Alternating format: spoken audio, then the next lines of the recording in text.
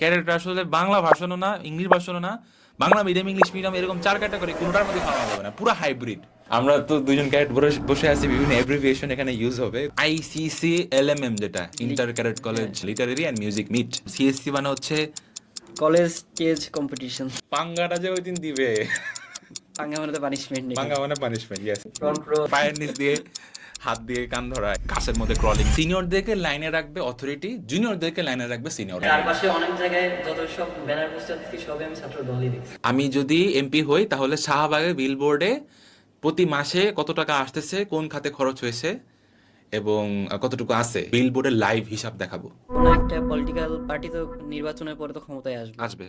তারপরে তাদের যে মানে সংশ্লিষ্ট দল তারা কি আগের ভূমিকায় যাবে না, এরকম গ্যারান্টি আছে? That is the question my friend.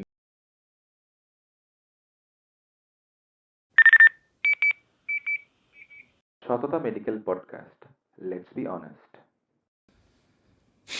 আসসালামু আলাইকুম সিজান, ওয়ালাইকুম আসসালাম ভাই। কেমন আছিস? এই তো আলহামদুলিল্লাহ। আচ্ছা, আমরা অলওয়েজ আমাদের সততা মেডিকেল পডকাস্ট আমাদের গেস্টদেরকে দুইটা গোল্ডেন কোয়েশ্চেন দিয়ে স্টার্ট করি। ফার্স্ট কোয়েশ্চেন হচ্ছে, আহ, তুই কি কোনোভাবে সততা মেডিকেল অ্যাডমিশন প্রকল্পের কোনো মার্কেটিং টিমের সাথে যুক্ত আছিস? না। আচ্ছা, সেকেন্ড কোয়েশ্চেন হচ্ছে, তুই কি সততা মেডিকেল পডকাস্টের পক্ষ থেকে আজকে গেস্ট হিসেবে আসার জন্য আমরা তোকে কোনো কিছু অফার করতেছি, কোনো টাকা পয়সা, হাদিয়া, এনিথিং? না না ভাই।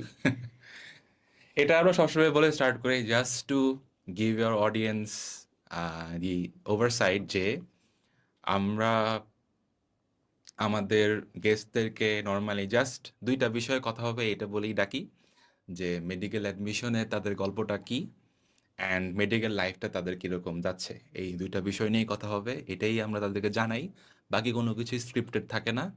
অ্যান্ড আমরা গেস্টদেরকে পার্টিকুলার কোনো কথা বলার জন্য কোনো টাকা পয়সা অফার করি না। এইটা প্রুভ করার জন্য অলওয়েজ আমরা এই দুইটা কোয়েশ্চেন দিয়ে স্টার্ট করি। তুই তো গতকালকে ভর্তি হয়ে আসছিস, জি ভাই, গতকালকে পড়তে হলাম। এক্সপিরিয়েন্সটা কেমন ছিল? এক্সপিরিয়েন্স বলতে মানে অনেক বেশি টাইম কনজিউমিং জিনিসটা, বাট স্মুথ ছিল, যে সবকিছু ঠিকঠাক থাকলে মোটামুটি যে কোনো হ্যাসেল পোহাতে হয় না, খালি সিরিয়াল দেওয়া বা এরকম কিছু মানে আসলে কাজটা খুবই অল্প সময়ের মধ্যে করা পার সম্ভব। পার্সন শেষ হয়ে যাওয়ার যায়, কথা। কিন্তু অনেক লোক যেহেতু, নাকি নাকি কোনো মিসম্যানেজমেন্ট এরকম হয়েছে? হালকা পাতলা বলা যায় মিসম্যানেজমেন্ট টাইপ, মানে এটা আরো তাড়াতাড়ি করা সম্ভব জিনিসটা। আচ্ছা আচ্ছা। যেমন ব্যাংকের ক্ষেত্রে 45 জনের জন্য স্পেসিফিক 1-1.5 ঘন্টা সময় ধরায় দিয়ে একজন মাত্র অফিসার ছিল। এখানে অনেক মানে সিরিয়ালটাও লম্বা, লাঞ্চের টাইম অনেকটা, সেখানে একটু বেশি সময় লাগে। আচ্ছা আচ্ছা। আর আরেকটা জিনিস, এটা এটা এই কোয়েশ্চেনটাও খুবই ইম্পর্টেন্ট, আমি এটা ভেবে রাখছি আজকে যে তোকে জিজ্ঞেস করব। কালকে যে ভর্তি হয়েছিস, হ্যাঁ। কোনো পলিটিক্যাল পার্টির পক্ষ থেকে, কোনো পলিটিক্যাল পার্টি ছাত্র সংগঠন ওয়েলকাম জানাইছে?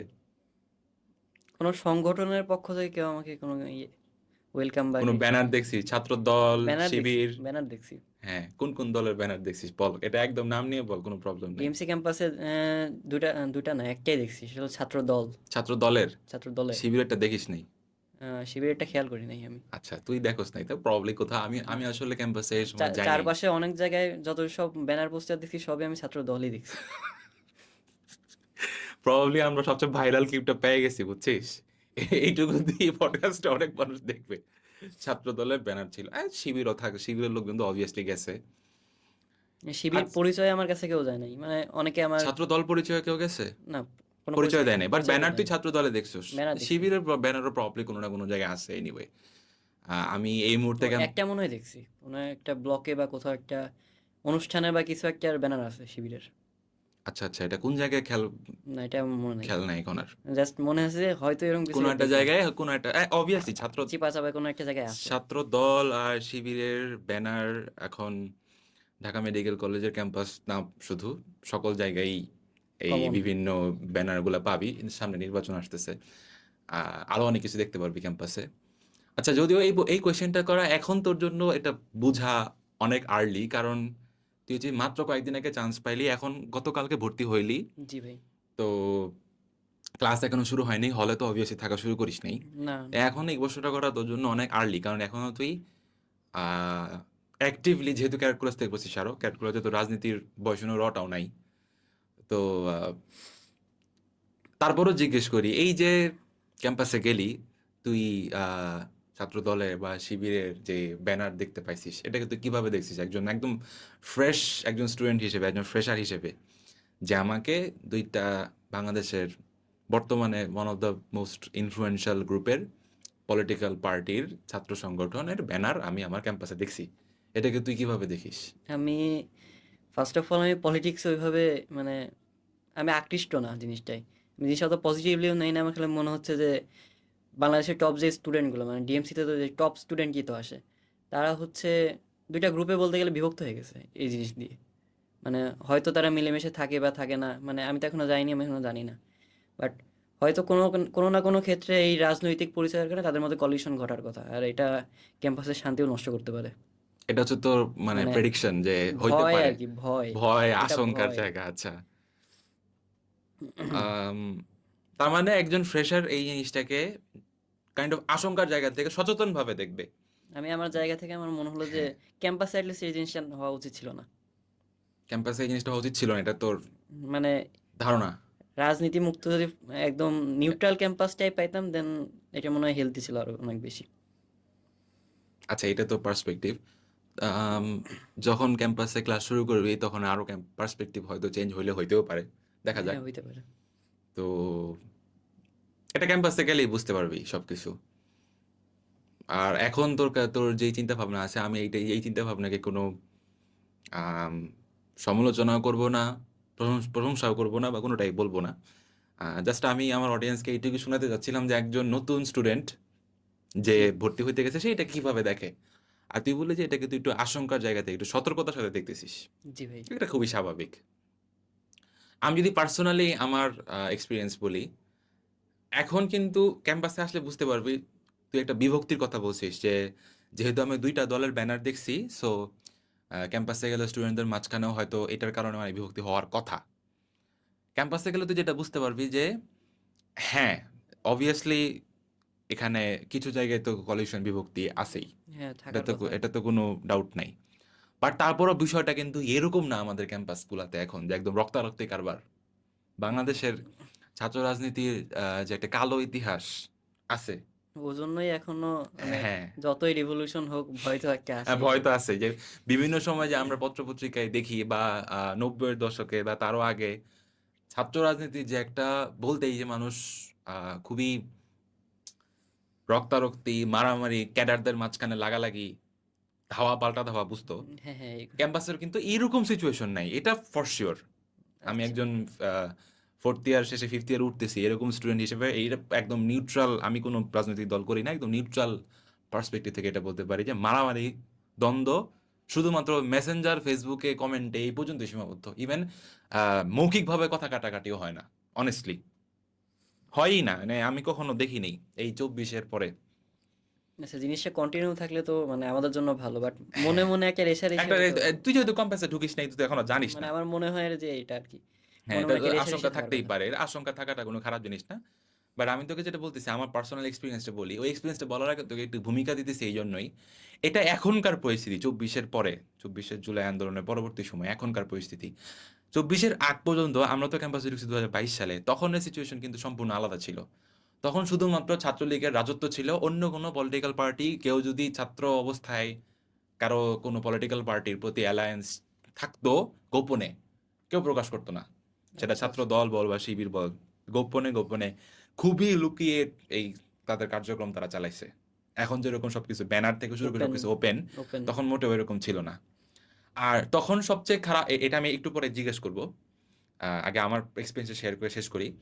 আমাদের ওরিয়েন্টেশনের সময় সবচেয়ে খারাপ এক্সপিরিয়েন্স যেটা, ওরিয়েন্টেশনের সময়, যেখানে অবভিয়াসলি আমি এক্সপেক্ট করতেছি যে আমার প্রিন্সিপাল স্যার কথা বলবেন, আমাদের সিনিয়র টিচাররা কথা বলবেন, প্রবাবলি আমাদের ছাত্রদের পক্ষ থেকে যারা একদম খুব ভালো কয়েকজনকে সুযোগ টপার, দেওয়া হবে।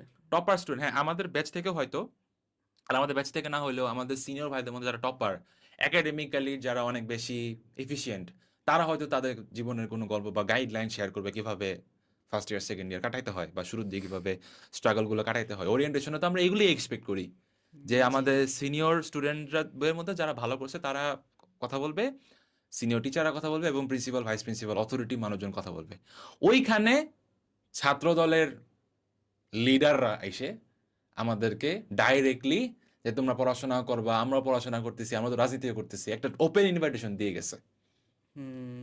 আজকে তুই যেরকম দেখতেছো যে শিবির এবং ছাত্র দলের ব্যানার আছে, কিন্তু কেউ কিন্তু তোকে ওপেনলি আসো পলিটিক্স করে এভাবে ডাকতেছে না। ইনভাইটেশন দেয় নাই। হ্যাঁ, ক্যাম্পাসে গেলে হয়তো তারা তাদের মতো করে অনেক মানুষকে ডাকলে ডাকতেও পারে, কিন্তু একটা ওরিয়েন্টেশনের মধ্যে এভাবে মাইক্রোফোনের সামনে সকল গার্ডিয়ান এবং স্টুডেন্টদেরকে সামনে রেখে তুমি পড়াশোনা করবা, রাজনীতিও করবা, এভাবে ইনভাইট করা, এটা একটা ইনসাল্ট লাগছে আমার কাছে। Why am I listening to this guy? What qualifications does this person have to give me any kind of advice? এই জিনিসটা তো প্যারেন্টসদের কাছে একটা কষণ টাইপের যে খুবই না, যে অকওয়ার্ড না? ছেলেকে কই পাঠাইলাম। হ্যাঁ, অবভিয়াসলি যে আমি তো এখানে এইসব শুনতে আসি নাই হ্যাঁ, যে তোমরা পড়াশোনা করবে, রাজনীতি করবা। এটা যদি কেউ করে সেটা তার পার্সোনাল চয়েস, অপশনাল তার জন্য। অপশনাল বা তার পার্সোনাল চয়েস। হ্যাঁ, অনেকে ফ্যামিলিগতভাবে রাজনীতির দিকে একটু বেশি আকৃষ্ট, হ্যাঁ, পারিবারিকভাবেই হয়তো বাবা, ওই ফ্যামিলির বাবা বা চাচারা বা ওই তারা রাজনীতির সাথে অ্যাটাচড, আগে থেকে ছোটবেলা থেকে দেখছে যে যেই পেশায় যায় না কেন আমি পলিটিক্সের সাথে ইনভলভ থাকবো। অনেকের থাকে এরকম, হ্যাঁ, এরকম থাকতেই পারে, এটা অনেক এটা আছে। তাদের বিষয়। আইনগতভাবে এখানে কোনো বাধা নাই, কিন্তু তুমি একটা ওরিয়েন্টেশনের সময় ছাত্র দলের নেতা এসে এই কথা বলতেছে, এটা খুবই খারাপ লাগছে, মানে ইনসাল্টিং ব্যাপার ছিল। বাট আচ্ছা। এখন কিন্তু ওরকম অসুস্থ কোনো কিছু নাই, ফর শিওর। এটা তুই ক্যাম্পাসে গেলেও দেখতে পারবি, বাট তারপরেও তোর আশঙ্কার জায়গা, মানে একজন নতুন স্টুডেন্ট এটাকে একটু আশঙ্কার জায়গা থেকে দেখে। এই জিনিসটা কি, মানে আমার একটা কোয়েশ্চেন যে এখন তো কোনো গভর্নমেন্ট ক্ষমতায় নাই, ইন্টারিম না। গভর্নমেন্ট নামে একটা গভর্নমেন্ট আছে এখন। হ্যাঁ, কোনো একটা পলিটিক্যাল পার্টি তো নির্বাচনের পরে তো ক্ষমতায় আসবেই। আসবে। তারপরে তাদের যেই মানে সংশ্লিষ্ট দল তারা কি আগের ভূমিকায় যাবে না, এর কোনো গ্যারান্টি আছে? That is the question my friend. এটাই তো সবচেয়ে বড় কোয়েশ্চেন, যেটার উত্তর আসলে আমরা জানি না। কারণ ২৪-এর বিপ্লব সবকিছুর ইকুয়েশন পরিবর্তন করে দিছে। এখন বাং আমাদের দেখা লাগবে যে আসলে ওয়েট করা লাগবে যে আসলে ওয়েট কি করা হয় লাগবে কি কিরকম হয়। হয়। তবে ডেফিনিটলি বাংলাদেশের রাজনৈতিক, যেমন ধর আম আজকে থেকে ১০-১৫ বছর পরে হাদি ভাই এর মতো এরকম একজন আ ফ্যাসিবাদের বিরুদ্ধে খুবই লাউড একটা কণ্ঠস্বর, এবং উনি যেভাবে তার রাজনৈতিক প্রচারণার মধ্যে সবকিছু স্বচ্ছ রেখে সবকিছু প্রচার করছে যে জি, অ্যা জি। আমি গত ১ দিন ২ দিন আগে উনার একটা ইন্টারভিউ দেখতেছিলাম। আল্লাহ তাকে জান্নাতবাসী করুক এবং তার শাহাদাত কবুল করুক। আমিন। যে আ আমি যদি এমপি হই তাহলে শাহবাগের বিলবোর্ডে প্রতি মাসে কত টাকা আসতেছে, কোন খাতে খরচ হয়েছে এবং কতটুকু আছে, এই পুরো বিলবোর্ডের লাইভ হিসাব দেখাবো। মানে হুম, এটা আমরা, আর আমাদের ব্যাড লাক যে এরকম একটা রাজনীতি আমরা দেখে যাইতে পারিনি। বাট বাংলাদেশের ২৪ এর আগে, মানে এই জেন জি আমরা যে রাজনীতিটা দেখতেছি, জি, জি। এটার আগে আমরা কোন নেতা বা কোন ধরনের পরিবেশে এরকম হাদি ভাইয়ের মতো আরেকজনকে পাইছি? বা হাদি ভাইরা আর ভাইদের মতো মানুষরা যে এই কথাগুলো বলার মতো সুযোগ পাইছে বা সাহস পাইছে। এটা তখন কিন্তু কারো সাহসই হয় নাই। এটার ভিত্তিটা তো সেই জুলাই আন্দোলনই। সো জি, ওই জি। আন্দোলনটা বাংলাদেশের পলিটিক্সকে আজীবনের জন্য চেঞ্জ করে দিছে। আগের অনেক জরাজীর্ণতা তো অবভিয়াসলি সিস্টেমের মধ্যে আছে, চলে আসে। হ্যাঁ, এটা পুরোপুরি যে নিশ্চিহ্ন হয়ে গেছে তা না। বাট সবকিছু পরিবর্তন হয়ে গেছে। সো সেই পরিবর্তনের সাপেক্ষে যেই ক্ষমতায় আসুক তার আ সেই ক্ষমতাসীন দলের ছাত্র সংগঠন এবং বিরোধী দলের ছাত্র সংগঠন ক্যাম্পাসগুলোতে কিরকম আচরণ করে, এটা ডেফিনিটলি চেঞ্জ হবে। For sure. এটাতে কোনো সন্দেহই নাই। এবং আমরা সম্ভবত আ অনেক বছর পরে একটা ওই সুস্থ রাজনীতি চলে। কারণ রাজনীতিমুক্ত ক্যাম্পাস এটা একটা আসলে একটা ফাঁপা বুলি। এটা কখনোই হবে না বাংলাদেশে। হুম। ২-১ টা ক্যাম্পাসে হইতে পারে, এটা এক্সেপশনাল কেস। বাংলাদেশের পাবলিক বিশ্ববিদ্যালয়গুলোর মধ্যে ২-১ টা ক্যাম্পাসে এটা এক্সেপশনাল কেস যে রাজনীতি। অথরিটি অনেক অনেক স্ট্রিক্ট না হলে জিনিসটা সম্ভব হয় না হ্যাঁ, অ্যাকচুয়ালি। যেমন বুয়েট এই আওয়ামী লীগের সময় থেকে ছাত্র রাজনীতি মুক্ত। ওপেনলি কোনো কিছু কাউকে করতে দেয়নি। হ্যাঁ, হ্যাঁ। এটা হচ্ছে কিছু এক্সেপশনাল পাবলিক বিশ্ববিদ্যালয়ে এক্সেপশনাল। আদারওয়াইজ এক্সেপশন গুলা বাদে বাংলাদেশের পাবলিক বিশ্ববিদ্যালয়গুলোতে ছাত্র রাজনীতি থাকবেই। এটা আমি আর তুই যতই চাই যে না, এটা আসলে রূপকথার গল্প, কখনোই হবে না। যেহেতু আছি সুস্থভাবে হোক। আমরা যারা রাজনীতি করি না আমাদের উপর যাতে কোনো আঘাত না আসুক, আমরা এটাই চাই। এবং খুব আমি আশাবাদী। মানে এনভায়রনমেন্টটা নষ্ট না হলেই তো আমাদের জন্য এটাই। তারা করুক, অনেক। যা ইচ্ছা করুক, যেটাই করুক। আমাদের উপরে পার্সোনালি কোনো আঘাত না আসলেই হইল। জি, জি। এবং আমাদের মত প্রকাশের স্বাধীনতা থাকতে হবে। মানে তুই ধর কোনো পলিটিক্স করিস না। তার মানে কি কোনো পলিটিক্যাল পার্টিকে সমালোচনা করার অধিকার তোর নাই? আছে। অবভিয়াসলি, তাই না? হুম। তুই যদি ক্যাম্পাসে মনে কর তোর ব্যাচে যদি ২৫০ জন স্টুডেন্ট হয়, পলিটিক্যালি অ্যাক্টিভ কয়জন হবে? ১০ জন, ১২ জন হাইয়েস্ট। তো তারাই তো বিভিন্ন ছাত্র সংগঠনকে রিপ্রেজেন্ট করতেছে এবং তারা ক্যাম্পাসে অনেক গুরুত্বপূর্ণ সিদ্ধান্ত নিবে। যেহেতু হ্যাঁ, তাদের কাছে পাওয়ার ইনফ্লুয়েন্স আছে। এখন তাদের সেই সিদ্ধান্তগুলোকে সমালোচনা করার অধিকার কি তো থাকা উচিত না? থাকা উচিত অবশ্যই। অবশ্যই। তো এটাই হচ্ছে একটা সুস্থ পরিবেশ। জি, পলিটিক্সও আছে, যারা নন পলিটিক্যাল তাদেরও একটা মতামত প্রকাশের স্বাধীনতা আছে এবং তাদের ভয়েসেরও একটা দাম আছে। এটা হচ্ছে একটা সুস্থ পরিবেশ। আশা করি এটা আমরা পাবো। ইনশাল্লাহ। টিল নাও মোটামুটি আলহামদুলিল্লাহ আছে এই পরিবেশটা এখন ক্যাম্পাসে। আচ্ছা, তবে এটা এখনই আমি তোকে সবকিছু বলতে চাই না। গিয়ে নিজে, নিজে এক্সপেরিয়েন্স কর। নিজে, নিজে এক্সপেরিয়েন্স করলে তখন তুই আরো বেটার বুঝবি। আর এই পলিটিক্স নিয়ে আলাপ করতে গেলে পডকাস্টটা শেষ হবে না। রাজনীতির মধ্যেই আমরা থাকবো। আর মেডিকেল অ্যাডমিশন ওই গল্পগুলোর মধ্যে আর যাওয়া হবে না। এনিওয়ে একটু শিফট করি। তোর বাসা হচ্ছে কোন জেলা? কুষ্টিয়া। কুষ্টিয়ায়। জি, আচ্ছা, আর তুই ক্যাডেট কলেজ কোনটাতে পড়ছিস? আমি পাবনা ক্যাডেট কলেজে পড়তাম। এই কুষ্টিয়া থেকে পাবনা ক্যাডেট কলেজে পড়ার মোটিভেশনটা কিভাবে? ক্যাডেট কলেজে পড়ার একটা সিম্পল মোটিভেশন ছিল যে বাবা মা ক্লাস 6 এ বলছিল কোচিং করার জন্য যে তোমার পাওয়া লাগবে না, তুমি যাও, তোমার ক্লাসমেটরা পড়তেছে পড়ো, এই মানে এক্সট্রা, মানে আমি যেন পিছায় না থাকি এরকম একটা ইচ্ছা থেকে আমাকে পাঠাইছিল। দেন যখন চান্স পাই তখন আমার যাওয়ার এরকম ইচ্ছা নাই, কিছু নাই, বললো যে প্রতিদিন খেলতে পারবা, এই হয়ে গেছি আর কি একদম। খেলার পাগল ছিলি তুই খেলা ছোটবেলা পাগল থেকে। ছিলাম। এইটা অনেকে জানে না, বাট অ্যাটলিস্ট 10 জন ক্যাডেটের মধ্যে 9 জন ক্যাডেটের গল্পটা এরকমই। আমাদের কারোরই ইচ্ছা ছিল না ক্যাডেট কলেজে যাওয়ার। সবাই আশেপাশের অনেকে ক্যাডেট কোচিং এ ভর্তি হইছে, সেটা দেখে দেখে আমরা ভর্তি হইছি, সেম, চান্স পেয়ে গেছি, এরপরে পাঠাই আমিও দিছে। সেম এরকম একটা কাহিনী। মানে বিষয়টা থাকে না, যেমন ধর ঢাকা মেডিকেল, এটা কিন্তু কেউ মানে আহ, না জেনে শুনে এভাবে অতটা পা দেয় না। অবভিয়াসলি এটা টার্গেট থাকে, ক্যালকুলাসটা পুরা কিন্তু উল্টা। ক্যাডেট কলেজ হচ্ছে যে না, কেউ জানে না। ইভেন আমি চান্স পাওয়ার পরে ইংলিশ ভার্সন বলতে কিছু একটা এক্সিস্ট করে, এটা কিন্তু আমি জানতাম না। আমাকে বলা হয়েছে কি, আমাকে আব্বু আম্মু বলছিল যে এখানে সব ইনস্ট্রাকশন গুলো ইংলিশে দেওয়া হবে। আচ্ছা, এটা তো হতেই পারে। মানে হ্যাঁ, এই সেন্স তো ছোটবেলা থেকে ছিল যে যেসব জায়গাগুলো একটু দামি, একটু পশ, একটু একটু মানে ওখানে ধনী ধনী ভাব, ইংলিশ ইংলিশ একটা সেসব ভাইব আছে। জায়গায় কথাগুলা ইনস্ট্রাকশন গুলো হচ্ছে ইংলিশে দেয়। হ্যাঁ, খুব ভালো, এটাতে কোনো কিন্তু না, লেখাপড়া সব ইংলিশ, বই সব ইংলিশ, বাংলা বাদে।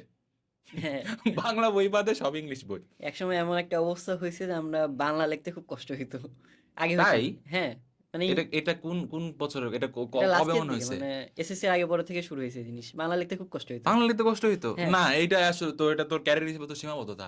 আমি মনে করি ক্যারেক্টার হচ্ছে এরকম স্পিসিস যারা হচ্ছে যে আসলে ইংলিশ ভার্সনও না, বাংলা ভার্সনও না, ওরা বাংলা মিডিয়ামও না, বাংলা মিডিয়ামও না, ইংলিশ মিডিয়ামও না, এটা পুরো হাইব্রিড। কারণ আমরা কি অ্যাকচুয়ালি ইংলিশ ভার্সনের না, বলাবানদের সাথে আমাদেরকে মানে মিলাইলে, মানে আমি বলতেছি না আমরা মানে বেটার বা ওরকম কোনো কিছু, মানে এটা মানে পড়াশোনাটাই অন্যরকম। যেমন আমি তোকে একটা উদাহরণ দেই, আর তোর বাংলা না পড়াতে আসবো। ইংলিশ ভার্সনের স্টুডেন্টরা নর্মালি কি করে, সাপোজ বায়োলজির ক্ষেত্রে আলিম স্যারের একটা বই আছে, এটা পড়ে হ্যাঁ, হ্যাঁ, ম্যাক্সিমাম। তুই কিভাবে পড়ছিস বায়োলজি আমি আগে বাংলা শুনি? ভার্সন পড়তাম। এই যে দেখছোস, আবুল আবুল হাসান আবুল খানের। হাসান আর আজমল স্যারের বই পড়ছিস না? হ্যাঁ, আমাদের কিন্তু একটা অ্যাবিলিটি আছে, ছিল বা আছে আলহামদুলিল্লাহ। জানি না এটা কই থেকে আসে, সব ক্যারেক্টার এটা ম্যাক্সিমামরাই পারে। ট্রান্সলেট করে ফেললাম হ্যাঁ, এক টাইমে। বাংলা বইটা পড়ে ওটা ট্রান্সলেট করে লিখতে পারে। এই হ্যাঁ, জন্যই বলতেছি যে নর্মালি কিন্তু ইংলিশ ভার্সন স্টুডেন্টরা, যেমন আমি যখন এখন ইংলিশ ভার্সন স্টুডেন্টদের পড়াই, তাদেরকে কিন্তু এই জিনিস করতে করতে দিলে তারা অনেক ব্যাপার হ্যাঁ, চাকা খেয়ে যায় যে না, মানে আপনি আমাদেরকে ইংলিশ ইংলিশে ভার্সনের বই পড়ান, আমি পড়ান, ইংলিশেই ডেলিভার করবো। ডেলিভার করবো। হ্যাঁ, ওই বাংলাটা পড়ায় তারপর সেটা যে তারা ট্রান্সলেট করতে পারবে, এইরকম এবিলিটি মানে খুব কম স্টুডেন্টেরই আছে, খুব কম ইংলিশ ভার্সনের মধ্যে। এই জন্যই বলতেছি যে ক্যারেক্টার আসলে বাংলা ভার্সনও না, ইংলিশ ভার্সনও না, বাংলা মিডিয়াম, ইংলিশ মিডিয়াম, এরকম 4 ক্যাটাগরি কোনোটার মধ্যে ফালানো যাবে না। পুরো হাইব্রিড, একদম হাইব্রিড একটা জিনিস। কারণ সব সব ধরনের মিডিয়াম এবং ভার্সনের স্টুডেন্টদের কিছু কিছু কিছু কিছু জিনিস তাদের মধ্যে আছে। হ্যাঁ, হ্যাঁ, পুরা একদম এটা হচ্ছে একটা category of its own. Anyway, তুই বাংলা লিখতে পারতি না, এটা তো খুব, আমি মানে সিনিয়র হিসেবে তোর ক্যারেক্ট কলেজের সিনিয়র হিসেবে আমি খুব, যদিও তুই সেম ক্যারেক্ট কলেজে না, এনিওয়ে সিনিয়র হিসেবে আমি এটা রাগ করলাম কেন, কি বিষয়, তুই প্র্যাকটিস করিস নাই? না, ইভেন তো আমাদের তো প্রতি সপ্তাহে চিঠি লেখা তো হ্যান ত্যান কত কিছু তো আমাদের হয়তো। টাইমে ছিল না, আমাদের ক্লাস 7 এর দিকে প্রথম একটা বা দুইটা চিঠি লিখছিলাম আমরা, তারপর থেকে চিঠিটার প্রচলন এই চিঠিটা আমাদের হয়ে অডিয়েন্সের জন্য গেছে। একটু বল, চিঠির বিষয়টা কি? ক্যারেক্টার যে মাঝে মাঝে চিঠি লিখতো, এটা জিনিসটা কি, কি চিঠি করতাম আমরা, এটা উদ্দেশ্য কি ছিল, কাকে পাঠাইতাম? পাঠানো লাগতো তো বাবা মাকে, অনেকে কই পাঠাইতো তারাই জানে। আচ্ছা, মানে আহ, চিঠি লেখার রেওয়াজটাকে চালু রাখার জন্য আমাদের ক্যাডেট কলেজে একটা ট্রেডিশন ছিল এরকম, বা হ্যাঁ, রুলস, প্রত্যেক সপ্তাহে চিঠি লিখতে হইতো। লিখতে হবে এরকম একটা নিয়ম ছিল। এবং মজার বিষয় হচ্ছে যে এটা চিঠি অত্যন্ত ব্যক্তিগত একটা বিষয়, এটা খুলে দেখা কিন্তু হইতো। এটা খুলে দেখা হইতো। হ্যাঁ, এটা এটা খুলতো, দেখতো কি লিখছে, অ্যান্ড তারপরে বাবা মার কাছে যাইতো। মানে চাইলেও এখানে প্রাইভেসিটা থাকেই না। চাইলেও এখানে তুই ক্যাডেট কলেজে যদি খারাপও থাকোস, লিখতে পারি ইন না। ডিটেলস কিন্তু লেখা সুযোগ নাই। জি, জি। আর অনেকে তো অনেক ক্রিপ্টিক ভাষায় তাদের বিভিন্ন বিশেষ মানুষজনকে চিঠি পাঠানোর চেষ্টা করতো। এইগুলা দিয়ে আসলে তারা পার পাইতো কিভাবে? I don't know কিভাবে পার পাইতো? এটা উম কি সম্ভব? টিচাররা তো সব খুলে দেখতো। আমরা তো ২ টা ৩ টা লিখছি, আমরা জানিও না জিনিসটা। মানে তারপর অফ হয়ে গেছে জিনিসটা হ্যাঁ, টোটালি। অনেক এটা অবশ্য শুনছি বিভিন্ন সিনিয়রদের কাছ থেকে। আগে অনেকে এরকম আমি করতো। এটা শোনা কথাই যে আসলে এরা ক্যাডেট ক্রস থেকে ক্যাডেট ক্রস পার করে চলে যাইতো। হ্যাঁ, ছেলেদের ক্যাডক্রোজের চিঠি মেয়েদের ক্যাডক্রোজে পাঠানোর আ রেওয়াজ ইনসিডেন্টও ছিল। আছে।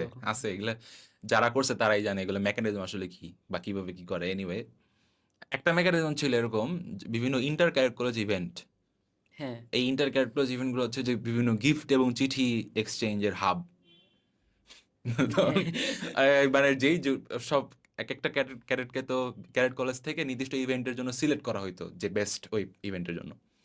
তো তারা যখন বিশেষ করে আইসিসি এলএমএম যেটা লিট ইন্টার ক্যাডেট হ্যাঁ, college liter language and literary literature and music meet. Literary and music language না literary and music meet ICC LMM ওই আইসিসি এলএমএম এ হচ্ছে এই ঘটনাটা বেশি হইতো যেহেতু ওখানে মেয়েরাও পার্টিসিপেট নর্মালি তো কোনো স্পোর্টস ইভেন্টে ছেলে মেয়ে একসাথে দিবে না হ্যাঁ, অবভিয়াসলি আমরা এমন একটা ব্যাচ, আমরা একটাও আইসিসি এলএলএম পাই নাই। হ্যাঁ আইসিসি এলএমএম এর তো একটা নিয়ম আছে এখন প্রবাবলি আমরা যেটা দেখে আছি প্রত্যেক 2 বছর পর আইসিসি না, এলএমএম একটা হইতে আমরা হবে একটাও পাইনি। একটা পাস নাই কিভাবে একটাও সম্ভব পাইনি। এটা হয় নাই আমাদের সময়। আমাদের লিডিং এ হওয়ার কথা ছিল, বাট ওটাও পোস্টপোন হয়ে চলে গেছে। আচ্ছা আচ্ছা জুলাই হয় আন্দোলন, এটা এটা আন্দোলনের কারণে এটা পোস্টপোন হয়ে আমাদের পরের ব্যাচে পড়ে গেছে এটা। হয় এটা হয় তুই কোনো ইন্টার ক্যারেক্টার ইভেন্টে পার্টিসিপেট না, করছিস একটাতেও না না। আচ্ছা তো ক্যারেক্টার কলেজে গেলি কোনো ইন্টার ক্যারেক্টার ইভেন্টে পার্টিসিপেট করিস নাই স্টেজ স্টেজ অ্যাক্টিভিটিস স্টেজ বলতে মানে পোয়েট্রি না, স্পিচ সিএসসি বলতে কিছু করা হয় নাই। আচ্ছা এগুলো হচ্ছে ক্যাডেটিও টার্ম সিএসসি মানে হচ্ছে কলেজ স্টেজ কম্পিটিশনস। আমরা তো দুজন ক্যারেক্ট বসে আছি বিভিন্ন এব্রিভিয়েশন এখানে ইউজ হবে তো একটু ব্যাখ্যা দিয়ে দিস অডিয়েন্সের আচ্ছা, জন্য আচ্ছা। আচ্ছা সিএসসি সিএসসি করিস নাই তেমন না, স্পোর্টস স্পোর্টস করছি। কোনটা সবগুলাই। সবগুলাতেই সব। কোনটাতে ক্যাপ্টেন ছিলি না, ক্যাপ্টেন ছিলাম না। বেস্ট প্লেয়ার বা বেস্ট না, প্লেয়ারের কাছাকাছি পারফরমেন্স না। টিমের ক্রুশাল প্লেয়ার নাকি জাস্ট অ্যাভারেজ প্লেয়ার ছিলি আই থিংক এভারেজ। আচ্ছা বাইরে এসে আচ্ছা বলতে ভালো গেছি, দ্যাটস ইট। এরকম প্লেয়ারেরও দরকার আছে মানে সবসময় যে একদম বেস্ট পারফর্মার হইতে হবে তা না অনেক সময় কিন্তু দেখা যায় যে একটা হাউস থার্ড হয়েছে কিন্তু সেখান থেকে বেস্ট প্লেয়ার হ্যাঁ, এটা হয়। কিন্তু ওই ওই বেস্ট প্লেয়ারের লাভ কি হাউসটা না। থার্ড বলতে আর কি আমাদের প্রত্যেকটা ক্যারেক্টারে ইউজুয়ালি 3টা করে হাউস যেটাকে নর্মালি আমরা ভাই, হোস্টেল হিসেবে বুঝি থার্ড হইলেও ভাই মান সম্মান নিয়ে থার্ড হওয়া দরকার। অনেক তাই সময় এমনও হয় যে ধরেন বাস্কেটবল খেলতেছি, এক টিমের স্কোর 32, এক টিমের 4, এটা কি? হ্যাঁ এরকম হয় মাঝে মধ্যে এটা এবং তারপরে তো সিনিয়র ওই ম্যাচটা যদি জুনিয়র গ্রুপের হয় শেষ। সিনিয়ররা তো ওহ পাঙ্গাটা যে ওই দিন দিবে পাঙ্গা মানে তো পানিশমেন্ট পাঙ্গা এখানে। মানে পানিশমেন্ট ইয়েস এটাও বলা দরকার পানিশমেন্ট আচ্ছা ক্যাডেট কলেজে পানিশমেন্ট আছে যেটা বাইরে অনেকে র্যাগ বলে এটার ব্যাপারে তোর মতামত কি থাকা উচিত। থাকা উচিত আচ্ছা কেন অডিয়েন্স অনেকে ভাববে যে কেন আমি আমার ছেলেকে পাঠাচ্ছি বা কেউ কোনো গার্ডিয়ান যদি এটা দেখে আমি ক্যাডেট কলেজে পাঠাচ্ছি আমার ছেলেকে অন্য একটা সিনিয়রের র্যাগ খাওয়ার জন্য নাকি এটা যদি অনেকে প্রশ্ন এটা হয় বা এটা অনেক সময় আমাদের ক্যাম্পাসে ইভেন এখনো আমি এখন ফিফথ ইয়ারে উঠে যাচ্ছি এখনো অনেকে বলে যে ক্যারেক্ট করে যে তোরা তো এটা হয়েছে তোদের সাথে এটা হয়েছে ওইটা হয়েছে এগুলা তোরা একসেপ্ট করছিস কিভাবে বা কেন করছিস বা এটাকে তোরা কিভাবে এটার দেখিস মেইন এইম তো ক্যারেক্টার ডিফেন্সের আন্ডারে থাকে।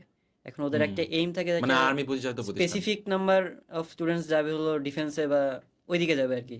এখন ডিফেন্সের ফিজিক্যাল ক্যাপাবিলিটিসের জন্য অবশ্যই আমাদের পানিশমেন্ট সিস্টেমটা অনেক ইম্পর্টেন্ট, আর সেটা ফিজিক্যাল পানিশমেন্ট ক্যারেক্টারগুলো অনেক মানে কি বলবো, মানে ডেভেলপমেন্টের কাজেই বেশি লাগে। আর মেন্টাল টর্চারের ক্ষেত্রে যেটা ছিল সেটা সেটা সব সিনিয়ররা করে না সবাই করে না এই জিনিসটা। আর মানে ম্যাক্সিমাম সিনিয়রের ইন্টেনশন এটা থাকে যে একটা ফল্ট করছে, এটা এমন কোনো পানিশমেন্ট দেবো যেটা হলো এর বডিতে লাগে আর কি, মানে এ ফিউচারে উপকৃত হবে। ও তখন বুঝবে না যে ভাই আমার হুদায় পাঙ্গাইলো, এখন আমি কি করবো। আচ্ছা ফিউচারে উপকার বলতে কি আমি তো বুঝছি তুই অডিয়েন্সকে বুঝা ফিজিক্যাল ফিউচারে স্ট্রেংথ, মানে ধরেন যে আমি বের হইলাম, হাউস কম্পিটিশন যাতে কাজে লাগে লাস্টে যাতে অ্যাথলেটিক্সে ওইটা বলা যায়।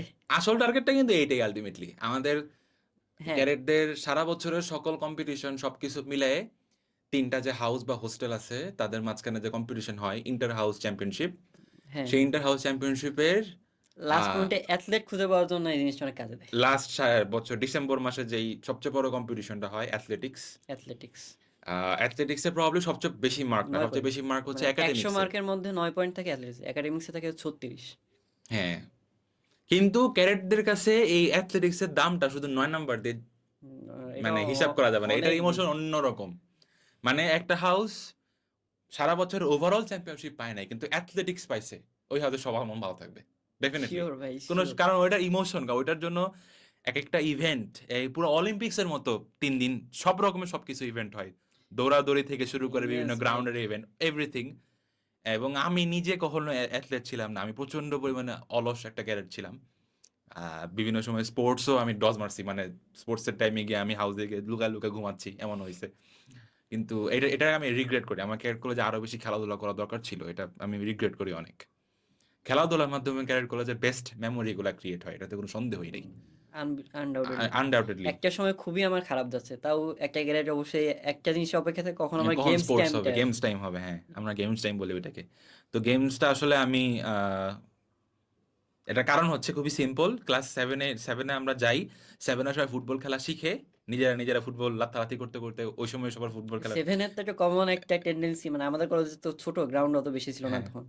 একটা বল দিত, পুরা ব্যাচকে ছেড়ে দিত, এ ফর্ম বি ফর্ম খেলো।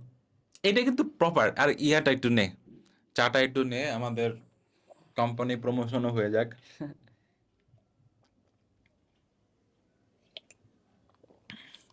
খুব কষ্ট করে জিনিসটা বানাইছি ভাই। আমরা ছোটখাটো প্রতিষ্ঠানে একটাই আছে ব্র্যান্ডিং করার জিনিস। এনিওয়ে, কোথায় ছিলাম? গেমস। তো গেমস। যেটা হয়েছে সেভেনে যাওয়ার পরে ওই যে সবাই যে লাত্থালাত্তিটা করে, এই লাত্থালাত্তিতে আমি আসলে খুব একটা, মানে লাত্থালাত্তি বলতে মারামারি না, মানে ফুটবল লাত্থালাত্তি, এটাতে আমি আসলে পার্টিসিপেট করি নাই, আগে থেকে ফুটবল পারতাম না এই জন্য। এটা আমার সবচেয়ে বড় ভুল হয়েছে। কারণ তো 8 থেকে যখন সবাই শিখে গেছে ফুটবল প্রপারলি, হ্যাঁ, একদম টিম করে করে খেলা শুরু হয়ে গেছে, তখন হচ্ছে আমি বাদ আমি তো পড়ে পারি না, থাকতাম। আমি আমি পারি না তখন। তখন আমার ওই ইনিশিয়েটিভটা নাই, আমি তো এই এখনো পারি না, আমি এখন যাবো হ্যাঁ, কেন। কেন যাব তখন? এই আস্তে আস্তে নিজেকে এক্সক্লুড করে ফেলছি, এটা আমার অনেক বড় একটা রিগ্রেট, এটা করা উচিত হয় নাই। যাক, man learn from the mistakes anyway. আচ্ছা, তো আমরা পানিশমেন্টের মধ্যে ছিলাম।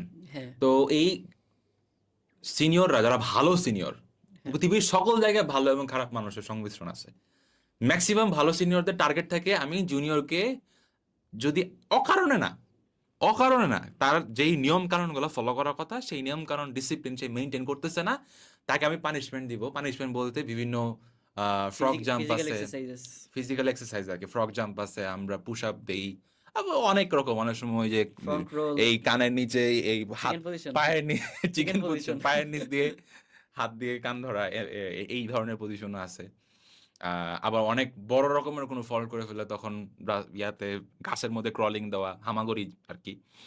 তো এই বিভিন্ন রকমের ফিজিক্যাল পানিশমেন্ট দেওয়া হয়, টার্গেট একটাই, তাদেরকে ফিজিক্যালি স্ট্রং বানানো, যাতে হ্যাঁ, এইখান থেকে বানায়। কারণ আমরা তো, আমরা আমাদের তো কোনো কোচ এক্সকেলেট হওয়ার নাই, পরে আমরা কিছু করতেছি না। আমাদের তো কোনো কোচ নাই, এমন না যে অ্যাথলেটিক্সের জন্য আমাদের কোনো কোচ আছে। নর্মালি যে স্পোর্টসের জন্য কোচ থাকে, হ্যাঁ, ওখানে আমাদের সিনিয়র ভাইরাই কোচ, কাইন্ড অফ।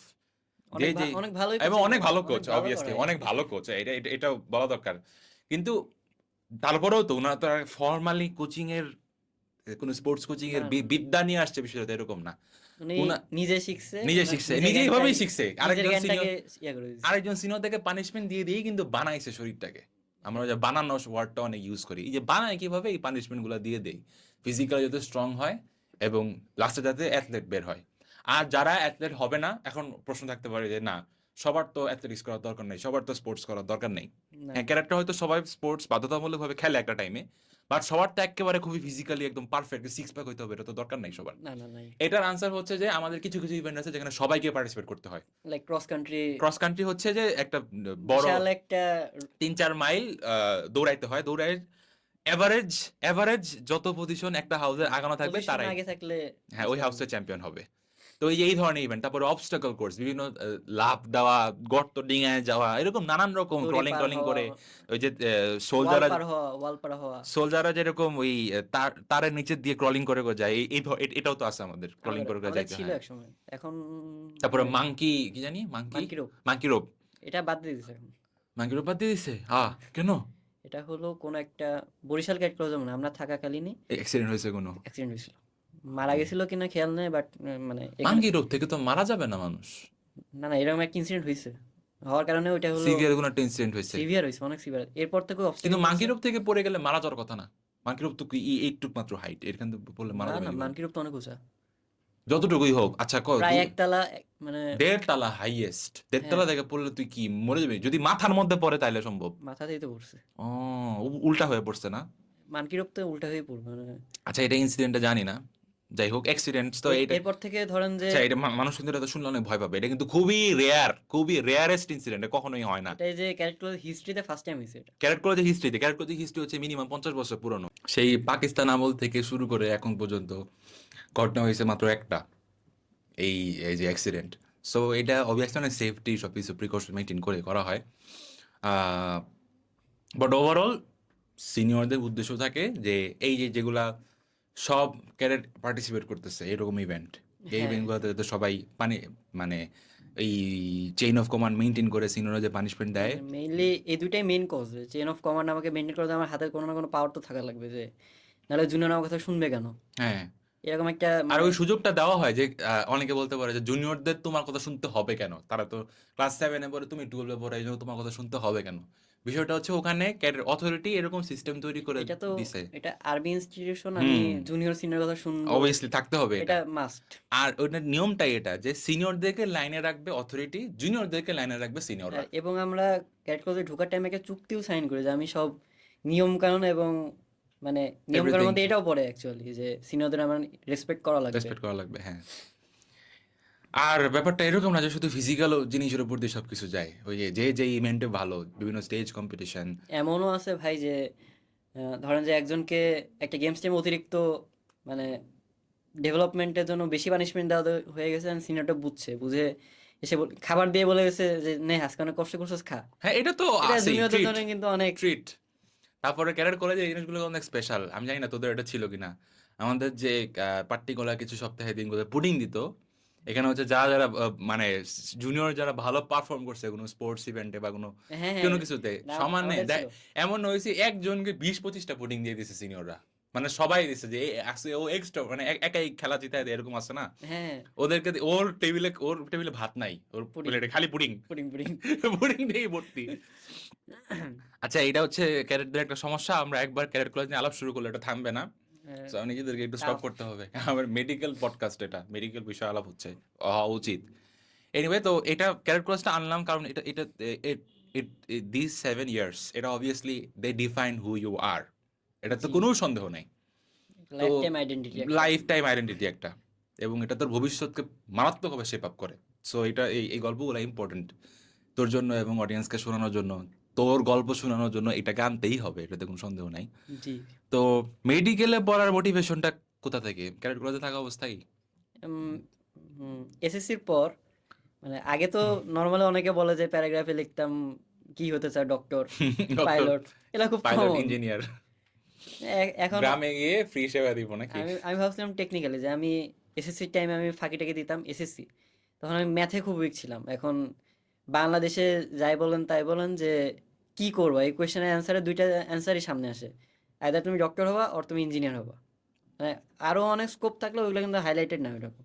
এই দুইটা প্রফেশনই। এই দুইটাই সবচেয়ে বেশি মানে হাইপড আর কি। এখন আমার চিন্তা এর মধ্যে স্ট্রিক্টেড ছিল। এখন আমি এসএসসি পরপরই ভাবলাম যে আসলে কী করবো, কিছুদিন ঘাটলাম, ঘাটার পরে একটা জিনিস বুঝতে পারছি যে আমি ম্যাথটা তো ওইভাবে ডেভেলপ করতে আমার অনেক কষ্ট হবে, মেডিকেল আমার জন্য ইজিয়ার। আর আরেকটা যেটা ইয়ে ছিল যে মেডিকেল আমি কখনো এমন হবে না যে আমি চিকিৎসক হয়েছি, পাশ করছি, কিন্তু আমি না খেয়ে মরতেছি বা অনেক খারাপ অবস্থায় আছি, এরকম এক্সাম্পল অনেক রেয়ার। কিন্তু ইঞ্জিনিয়ারদের মধ্যে এরকম এক্সাম্পল মেবি আছে, বা প্রফেশন সুইচ করে তারা ইয়া করতেছে, মানে এরকম একটা গ্যারান্টি বলতে পারেন যে প্রফেশনাল সিকিউরিটি ডক্টরদের বেশি, সিকিউরিটিটা এটা তোর ডক্টরদের কাছে বেশি। মনে হয়েছে? হ্যাঁ, আরও কয়েকজন সিনিয়র টিনিয়রের সাথেও কথাবার্তা বলছিলাম, তারা বললো যে দেখ মেডিকেল হলো তুই সিকিউর, বাট তোর অনেক সময় লাগবে। আমি ভাবছি যে ওই ইনসিকিউরিটি থাকার থেকে আমার এই সময়টা দেওয়া বেটার। আমি তোকে একটা সত্য কথা বলি। এই যে তুই যে জিনিসটা শুনছিস যে ইঞ্জিনিয়ারদের প্রফেশনাল সিকিউরিটি কম আর ডাক্তারদের না, প্রফেশনাল আমার সিকিউরিটি, মেইন ইয়া ছিল যে আমি দেশের বাইরে ওইভাবে যাওয়ার ইচ্ছা নাই। আচ্ছা, না দেশের ভিতরে থাকবি, দেশের ভিতরে তো ইঞ্জিনিয়ারদের মানে দাম কম একটু, স্কোপটা এটা অনেক ঠিক। আর স্ট্রিক্টেড। ইঞ্জিনিয়ারদের হাই পেইড স্যালারিওয়ালা জব সব বিদেশের, এটা তো সন্দেহ নাই। বাংলাদেশে ইঞ্জিনিয়ারদের আমার ফার্স্ট প্রায়োরিটি ছিল আমি দেশে থাকবো। ভ্যালুয়েশন একটু কম, এটা এটা ট্রু। তবে তুই যেটা বলি জব সিকিউরিটি, এই জব সিকিউরিটি আসলে অনেস্টলি বলি আমি এখন অত ডিটেলসে যাব না। আর ডাক্তারদের ভবিষ্যৎ নিয়ে। তাইলে পডকাস্টটা আরো অন্যদিকে চলে যাবে। ওইটা নিয়ে আমরা কথা বলব না। জাস্ট এতটুকুই বলব যে বাংলাদেশে ক্যারিয়ার রিলেটেড গাইডলাইন যে মুরব্বিগুলা দেয়, এগুলা হচ্ছে ১০ টা কথার মধ্যে কম করে হলেও ৬-৭ টা কথা হচ্ছে বোগাস। এখান থেকে ওখান থেকে অমুকের কাছ থেকে শুনছে, তমুকের কাছ থেকে শুনছে এবং প্রপার এক্সপেরিয়েন্স না। জি যে এই যে হেডলাইন মার্কা কথাবার্তা সব। এই যে এই কথাটাই ধর। ইঞ্জিনিয়ারদের স্কোপ কম, ডাক্তারদের স্কোপ বেশি। এটা হচ্ছে একটা হেডলাইন মার্কা কথা। যেমন নিউজ পেপারের মধ্যে হেডলাইন দেয় না? হ্যাঁ হ্যাঁ হেডলাইন মার্কা কথা। ইন ডেপথ পরামর্শ বাংলাদেশে আসলে খুব কম মুরব্বী আর খুব কম সিনিয়রই দেয়। এটা একটা সত্য কথা যেটা। হুম এই আশপাশের মানুষ থেকে শুরু হয় যে হেডলাইন মার্কা উপদেশের পরিমাণই বেশি। আর এটা যত এটা হচ্ছে বাঙালিদের একটা স্বভাব। আমরা আসলে মানুষকে পরামর্শ দেওয়ার ক্ষেত্রে খুবই দুর্বল। আমরা সব জায়গায় কথা বলতে চাই। যে যেই বিষয়ে এক্সপার্ট আমি না, না জানলেও আমি জানাই দিতে চাই আমি এটা জানি। একটা কথা বলতে হবে, পরামর্শ দিতে আমরা খুবই ওস্তাদ। আর দেখবি যে বাংলাদেশে আসলে শুধু বাংলাদেশ না, এটা জীবনে এটা রুলই। থেকে থেকে শিখা। হ্যাঁ নিজে ভুল করে করে শিখবি, এটা হচ্ছে বেস্ট। সো ক্যারিয়ার রিলেটেড যাই তোর অ্যাজাম্পশন আছে বা প্রিজাম্পশন আছে, এটার প্রতি আমি বলবো তুই ওপেন থাক। হুম এমনও হইতে পারে যে তুই সামনে গিয়ে দেখলি যে ডাক্তারদেরও জব সিকিউরিটির অভাব আছে কোনো না তখন কোনো দিক আমি থেকে। আরো কিছু সুইচ করতে হ্যাঁ, পারবো। তুই দেখ দেখ তখন বা জব সিকিউরিটি একটা সেক্টরে আছে কি নাই, এইটাই কি ডিকটেট করে আমার ভালো চাকরি হবে কি না। আমি ভালো মানুষ হলে তো সব জায়গায় আমার দাম থাকবে।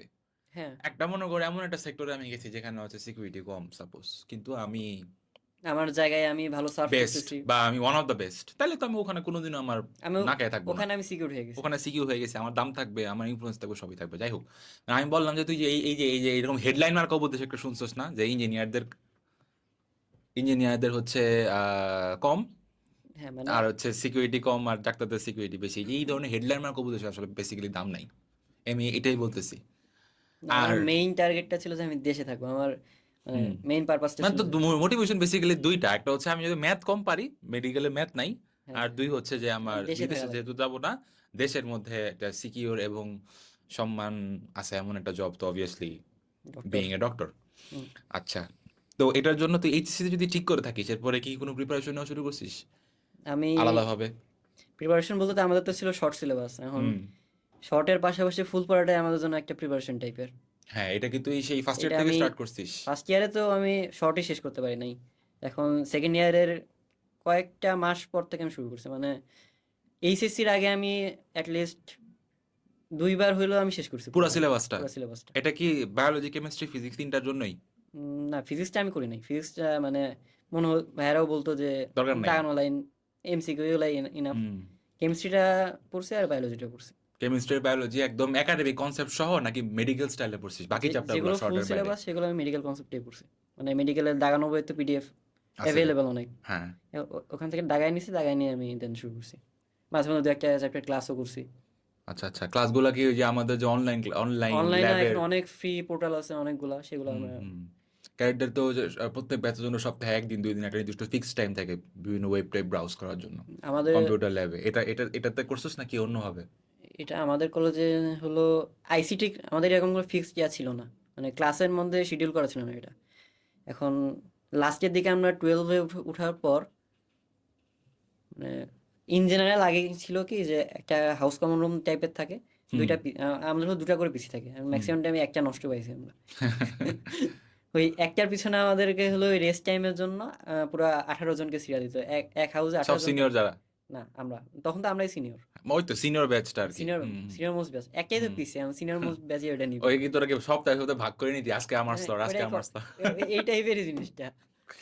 খুবই এই পিসি নিয়ে মারামারি ক্যারেক্টারদের মধ্যে খুব কিন্তু আমরা আসার সময় একটা জিনিস আমাদের সময় ছিল খুব এটা। পজিটিভ লাগছে যে অথরিটিটা চেঞ্জ হয়ে গেছিল তারপরে, মানে লাস্ট ইয়ারে মেবি এটা আন্দোলন টান্দোলনের জন্য এমনি ক্যালকুলাস সিস্টেমে চেঞ্জ হয়ে গেছে, চেঞ্জ হওয়ার পর চেঞ্জ হওয়া বলতে ক্যারিয়ার কলেজের ট্রান্সফার ফ্যাকাল্টি? হয়েছে, ইয়েটে হয়েছে, এসব হয়ে দেন হলো যে এই নতুন প্রিন্সিপাল স্যার যিনি আসছেন, নতুন অ্যাডজুনেন্ট স্যার যিনি আসছেন, ওনারা হলো প্রত্যেক হাউসে 5টা না 6টা করে পিসি অ্যালট করছে, মানে যেখানে আমরা একটা দিয়ে করতাম সেখানে 6টা হয়েছে। হুম, ওখানে কি শুধু সিনিয়র ব্যাচটাই করতো?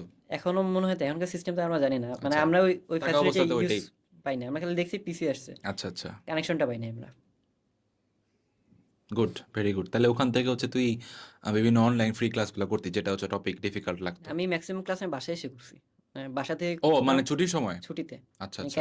ক্যাডেটরা ইন্টারমিডিয়েট টাইমে এই কাজই করে এখন ম্যাক্সিমাম, যে ছুটিতে আসে অনলাইন ক্লাস একদম যতটা পারে ম্যাক্সিমাম নিয়ে গিয়ে কলেজে গিয়ে প্র্যাকটিস কলেজে করে। গিয়ে প্র্যাকটিস করে। আচ্ছা, আচ্ছা। কোনো particular medical related question bank বই এগুলা কি কিনে নিয়ে গেছিলি হ্যাঁ, আগে থেকেই?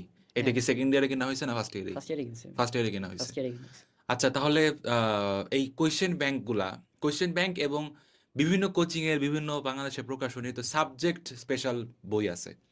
হ্যাঁ, বায়োলজির জন্য, কেমিস্ট্রির জন্য, হ্যাঁ, ফিজিক্সের জন্য বা ইংলিশ টিকের জন্য। আবার একটা আছে হচ্ছে কোয়েশ্চেন ব্যাংক। হ্যাঁ, যেটা হচ্ছে কোয়েশ্চেন যে ব্যাংক গত ২০ বছর ৩০ বছরের কোয়েশ্চেন সব একসাথে করা। কম্প্যাক্ট আকারে ইয়ে করে হ্যাঁ, থাকে। আবার কিছু আছে যে অধ্যায় ভিত্তিকও করা। তো এরকম কোয়েশ্চেন ব্যাংক বল বা সাবজেক্ট স্পেশাল বইগুলা বল। এটা আসলে আ তুই তো আগে এই ২ ক্যাটেগরি বই কি কিনে ফেলছিলি নাকি শুধু কোয়েশ্চেন ব্যাংক কিনছিলি শুধু ১ম এ? কোয়েশ্চেন ব্যাংকটা কিনছিলাম। আর ওই সাবজেক্ট স্পেশাল বইগুলা এটা কি আগে হ্যাঁ, কিনছিস? এটা এগুলা একদম এগুলা আমি কিনি না। এগুলা কোচিং থেকে এইচএসসির যখন পরে? যখন কোচিং করছি তখন কোচিং আমাদেরকে দিছে এটা। যেই কোচিং এ ভর্তি হইছিস সেই ইয়ার পরে? হ্যাঁ, এইচএসসির পরে ওইটা। এইচএসসি পরে ওইটা জি। সাবজেক্ট কোয়েশ্চেন ব্যাংকে সলভ করছস। তাহলে বেসিক্যালি তোর এক্সট্রা প্রিপারেশন বলতে মানে আমরা যেটা এখন প্রি মেডিকেল ট্রেন্ড স্টার্ট হইছে যে প্রি হ্যাঁ, মেডিকেল কোর্স। তো এই মেডিকেলের আগে তো pre medical preparation just biology এবং কেমিস্ট্রির শর্ট সিলেবাসের বাইরের চ্যাপ্টারগুলো চ্যাপ্টারগুলো জাস্ট শেষ করা অ্যান্ড একটা কোয়েশ্চেন ব্যাংক কিনছিস। কোয়েশ্চেন ব্যাংক পড়া কতটুকু হেল্প করছে? বা ফার্স্ট ইয়ার থেকে যেটা কিনে ফেলছিস সেটা করতে কতটুকু হেল্প করছে তোকে? এটা অনেক হেল্প করছে যে আমি কোয়েশ্চেন ব্যাংক করতাম। এটা তো একটা এমসিকিউ এর প্র্যাকটিস। এগুলো তো আমার এইচএসসি থেকে অনেক কাজে দিচ্ছে। আবার হুম।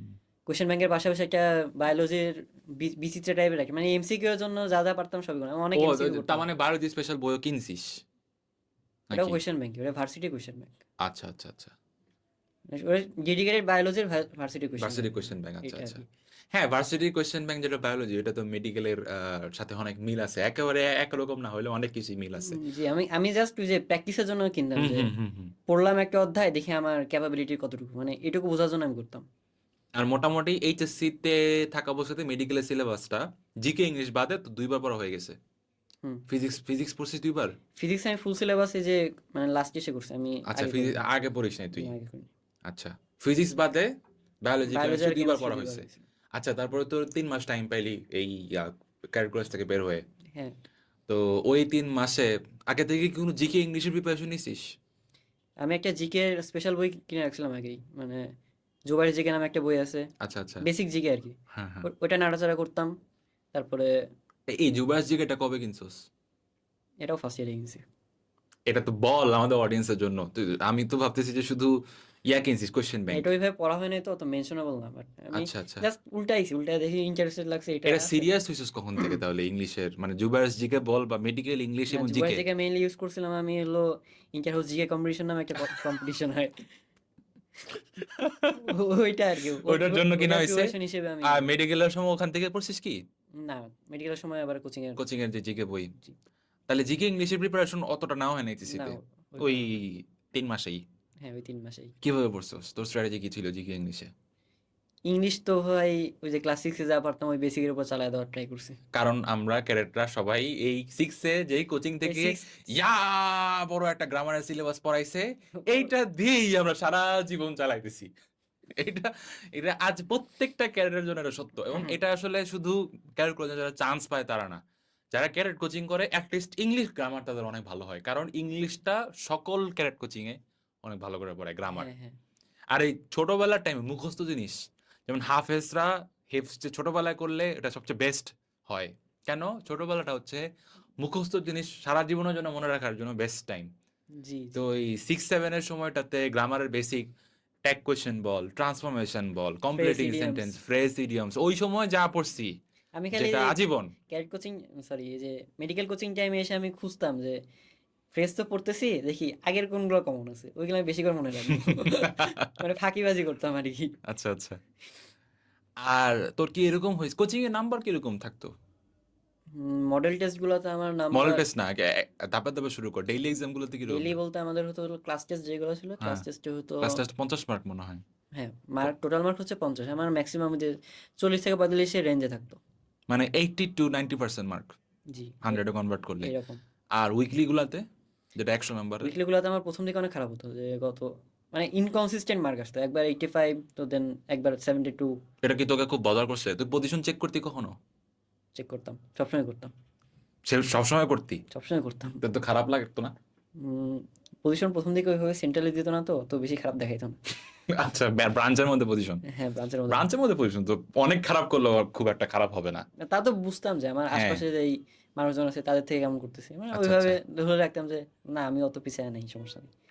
যদি কোনো পরীক্ষা খারাপ হইতো তাহলে ওই সময় তো ওই দিনটা কেমন যাইতো বা ওই সপ্তাহটা কেমন যাইতো যে সপ্তাহে খারাপ হয়েছে, যে এমন উইকলি বা ডেইলি? ওইরকম মেনশনেবল খারাপ আমার হয়ই নেই কোনো মানে। লোয়েস্ট মার্ক কত পাইছস একদম ডেইলি উইকলি মিলে পার্সেন্টেজ, মানে এত পার্সেন্টেজ পার্সেন্ট? 72%। 72% তো লোয়েস্ট মার্ক ছিল একদম পুরা কোচিং অ্যাডমিশন টাইমে। সিজনে যত রকমের এক্সাম দিছিস? হ্যাঁ। আচ্ছা, আর আচ্ছা। একটা একটা এক্সামে আমার সবচেয়ে কম ছিল হলো আমাদের একটা আইসিএসবি হয়তো, আইসিএসবির মানে আইসিএসবি দিয়ে আসছি, দিয়ে এসে পরের দিনই কোচিং। আইএসএসবি বলতে? আইসিএসবি আইএসএসবি তো ইন্টার সার্ভিস সিলেকশন বোর্ড হলো। না, না, না, না, আইএসএসবি কি তো আমি জানি ভাই, আমিও তো আমি আইএসএসবি দিছি। অডিয়েন্সের জন্য বললাম ভাই এবার। আইএসএসবি ফুল ফর্ম শিখাচ্ছিস নাকি ভাই? আচ্ছা, যাই হোক, না অডিয়েন্স এটা ঠিক আছে, ইন্টার সার্ভিস সিলেকশন বোর্ড এইটা অ্যাটলিস্ট বাংলাদেশের মানুষ জানে, আর বলছিস অসুবিধা নাই। আইএসএসবি তোর হচ্ছে মেডিকেল অ্যাডমিশনের টাইমে হয়েছে? হ্যাঁ, ও, এটা তো একটা ইন্টারেস্টিং জিনিস, আমাদের তো এইচএসসির আগে হয়ে গেছিল। আমরা কলেজে থাকাকালীন স্যারদের বলছিলাম স্যার যে ট্রাই করেন এটা আমাদের এসিএসসির আগে নেওয়ার। এইচএসসির আগে আইএসএসবি হওয়াটা একটা মারাত্মক রকমের ব্লেসিং। কেন? ভাগ হয়ে গেছে, আর্মি পার্টি ডিফেন্স পার্টি আলাদা হয়ে গেছে, তারা তাদের মতো করে, আর যাদের হচ্ছে অ্যাডমিশন পার্টি তারা অ্যাডমিশন আলাদা। পার্টি তারা তাদের মতো করে। এটা এটা এক হিসাবে ব্যাচমেটদের মধ্যে কিছুটা দূরত্ব সৃষ্টি করে, হ্যাঁ, বা প্র্যাকটিক্যাল লাইফের সিগনিফিকেন্স এটার মানে মারাত্মক, এটা দরকার। আমাদের টাইমে হইলো কি আর যে অ্যাডমিশন টাইমের এত গুরুত্বপূর্ণ একটা 3টা মাস, বিশেষ করে সবার আগে মেডিকেল এক্সাম হয়, হ্যাঁ, এর মধ্যে আইএসএসবির মতো একটা প্রেশার নয়, এটা আসলে অমানবিক, এটা শুধু মানে এটা এটা এটা আমি জানি না কি মনে করে ওরা এটা করে।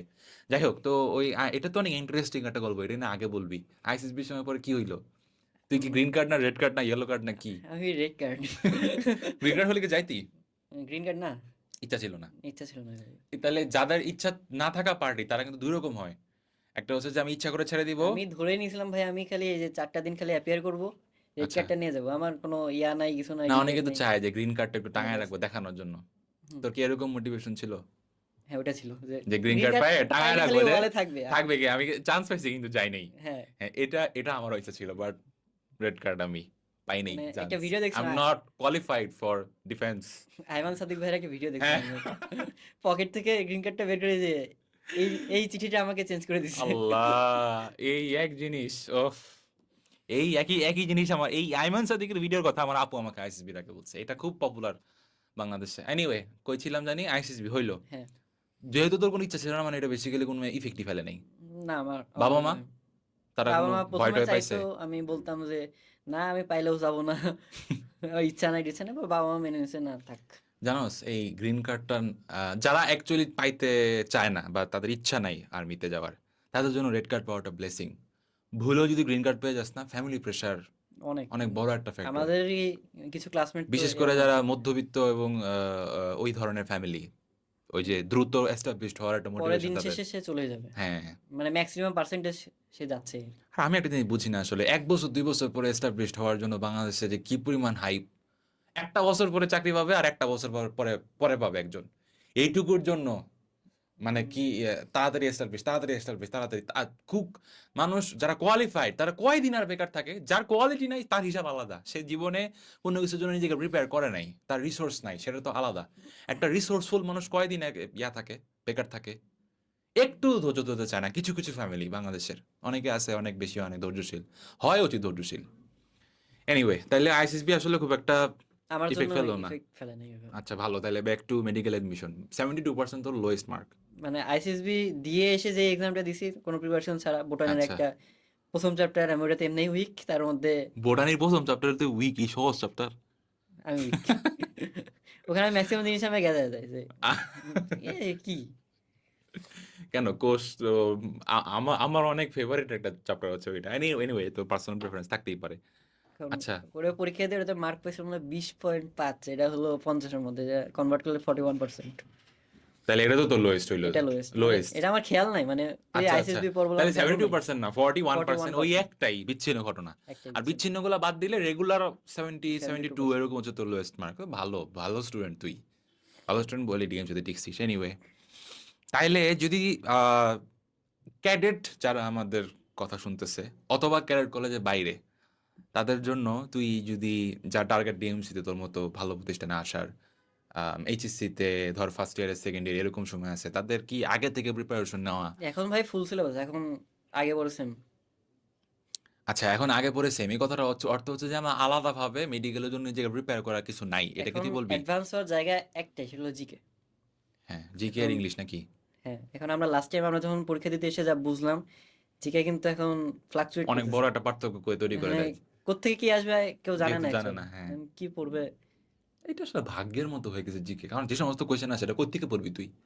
আমাদের টাইমে তো আমি দেখলাম, আমি বুঝতেছিলাম না এগুলা। এটা আসলে কোনো কোচিং এর ম্যাটেরিয়ালস যে যত দাবি করুক আমাদের থেকে দশটা নাই দশটাই নাই কমন নাই পড়ছে অ্যাকচুয়ালি। এইটা ওই যে যারা পেপার টেপার একটু পড়ে, ন্যাশনাল ইন্টারন্যাশনাল অ্যাফেয়ার্স এর মধ্যে ভালো ধারণা রাখে, তারা ছাড়া এটা আসলে কেউই পারবে না। এটা আর বাস্তবতা। আর যারাও পারে মানে কোচিং টোচিং ম্যাটেরিয়ালস যদি থাকেও, সেটা বোল্ড করা নাই বা কিছু আরে এমন একটা নাই। কোণার মধ্যে একটা আছে, এটাই ক্রেডিট নেওয়ার অনেক, চেষ্টা করে হ্যাঁ অনেকে। এরকমই আর কি। আর অনেক তো আর এখন যে সমস্ত জিনিস আছে এটা কোথাও নাইও, অনেক আনকমন টাইপের জিনিস আসে। আমি তো পরীক্ষা দিয়ে আসার পর দেখিও নাই, আমি খালি জানি যে জিকেটা আমার পরিচিত আসা নাই। হুম। আমি শুধু এটুকুই, আমি আর দেখিও না যে কি আসছে না আসছে। আচ্ছা আচ্ছা।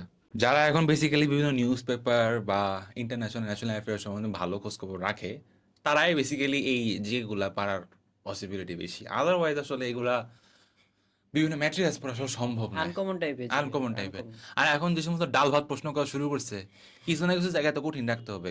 ঘুরে ফিরে গিয়ে তারা জিকের মধ্যে এরকম কঠিন করা শুরু করছে। অ্যাটলিস্ট এটা একদিক থেকে ভালো, কারণ আগে আমাদের সময় তো খালি বঙ্গবন্ধু, বঙ্গবল্টু আর হচ্ছে এই মুক্তিযুদ্ধের প্রশ্ন পড়তে পড়তে আমাদের জান বের হইতো। আমি প্রিপারেশন নেওয়ার শুরুতে আমার যেমন হইতো যে একটা মাইন্ডসেট হয়ে গেছিল, জিকে কিছু আসবে, অপশন যদি বঙ্গবন্ধু থাকে দেন অ্যান্সার বঙ্গবন্ধু, হ্যাঁ, আর কোনো কিছু না। বঙ্গবন্ধু কইস না, বল্টু। এই বল্টু মার্কা এমসিকিউ গুলাই তো আগে বেশি আসতো, আগে সিস্টেম ছিল এটা।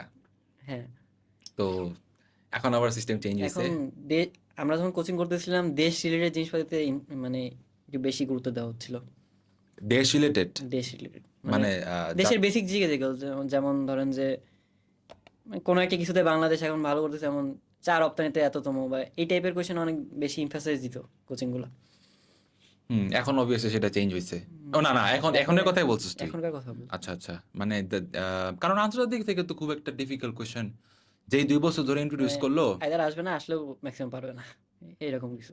না আসে, কিন্তু মানে খুব একটা ডিফিকাল্ট কোয়েশ্চেন তো দেখলাম না আন্তর্জাতিক থেকে। না মানে আন্তর্জাতিক ডিফিকাল্ট কিছু আসবে না, আর আসলেও মানুষ পারবে না, আসলে আসলে ওটা এমন ডিফিকাল্ট হবে যে কেউ আসলে পারবে না, কেউই না ওই পারার মাঠটা মতো। বাদ আর কি। হুম।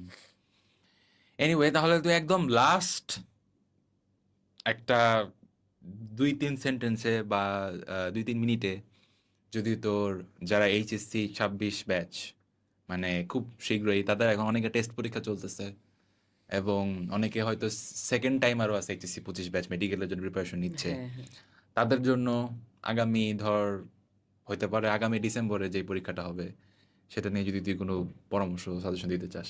মেইন যে পরামর্শ এটা হচ্ছে ভাই, যারা এখন প্রিপারেশন নিবে তাদেরকে বইটাকে মানে বই যেগুলো আছে মেইন বই, মেইন বই, কোনো সেগুলো খুব, সহায়ক বই না, মেইন বই। মেইন বইগুলো খুব ভালো মতো আর কি নিজের আয়ত্তে আনা লাগবে। আর যদি সে অ্যাডভান্স হতে চায়, সে যদি পারে বেসিক জিকে আর ইংলিশটা যদি পারে আগায় যেতে, এটাই।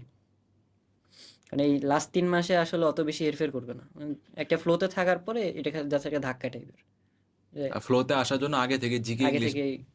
একটু উল্টাইলে ভালো হয়। তুই যেরকম জুবাইর জিকে কিনে রাখছিলি, হ্যাঁ হ্যাঁ, জিকে বইগুলো একটু আমার উল্টায় তো একটা রাখলে। পারপাস ছিল, বাইরের সবার তো পারপাস তো থাকবে না। তাদের পারপাসটা এটাই হবে যে আমার মেডিকেলের জন্য জিকে এখন পড়তে হবে। হুম। মানে ওই মোটিভেশন নিয়ে আগে থেকে জিকে ইংলিশ একটু উল্টায় পাল্টায় দেখা উচিত আর কি। ঠিক আছে সিজন, অনেক ভালো লাগলো। কলেজে আয়, ক্যাম্পাসে আয়, হলে হলে তোকে আবার ক্যারেট কলেজ স্টাইলে 2-3 দিন একটু র্যাক ট্যাক দিবনি লাইনে আনার জন্য। আরো পরিচিত হব, আরো দিন একসাথে কাটাবো।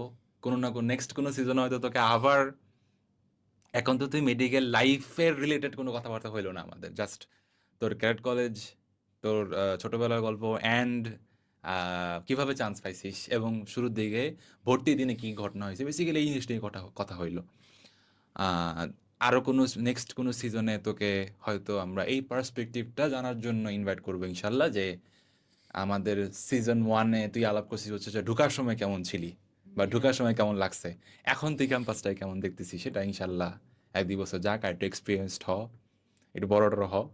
তারপরে তোর ইনসাইট আমরা আবার শেয়ার করব। ইনশাল্লাহ ভাই। সেদিন পর্যন্ত ভালো থাকিস, সুস্থ থাকিস। আর আমাদের এই পডকাস্টটাকে নিজের দোয়ায় স্মরণ রাখিস ইনশাআল্লাহ। ইনশাল্লাহ ভাই। ওকে, আসসালামু আলাইকুম। ওয়ালাইকুম আসসালাম।